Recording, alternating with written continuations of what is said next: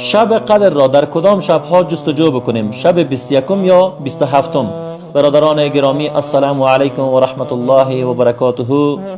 در رابطه با این که شب قدر را در کدام شبها جستجو بکنیم، حدیث صحیح را که امام بخاری و مسلم روایت کردند از ام المؤمنین عایشه رضی الله عنها، ان ام المؤمنین عایشه رضی الله عنها ان رسول الله صلی الله علیه و سلم قال: تحروا لیلة القدر في الوتر من العشر الاواخر من رمضان.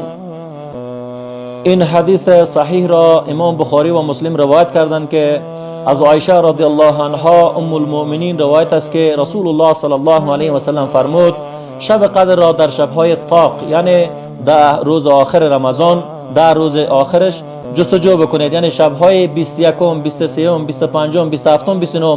پس بنابراین ما و شما میتونیم که شب 21 هم، شب 20 هم، شب 25 هم، شب 27 هم، شب 29 هم چه کنیم؟ جستجو بکنیم. در همه شبها امکان داره شب قدر باشد. والله تعالی اعلم. واقعا که شب قدر یکی از شبهای بزرگ و عظیمی است که انسان مسلمان باید جستجو بکنه، همیشه عبادت الله را بکنه، اما زیادتر در این شب کوشش بکنه که برای نیاز با الله سبحانه و تعالی مشغول و مصروف شود.